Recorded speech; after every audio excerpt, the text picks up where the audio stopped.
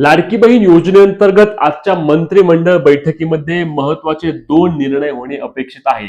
आता हे 2 निर्णय कोणते? तर नवीन ई-केवायसी बाबत सरकारने महिलांना संधी उपलब्ध करून द्यावी, नवीन ई-केवायसी लाडकी बहीण योजनेअंतर्गत सुरू करावी आणि त्यासोबत जानेवारी महिना हप्ता वितरणाचा जी-आर देखील येणं आवश्यक असणार आहे. आता याबाबत पाहूया. आजच्या बैठकीमध्ये हे 2ही निर्णय होण्याची सर्वांना अपेक्षा आहे. त्यासोबतच जानेवारी महिन्याचा हप्ता आजच जी-आर येऊन 20 तारखेपर्यंत लाडक्या बहिणींच्या खात्यावरती पैसे देखील मिळतील असे देखील बोलले जात आहे.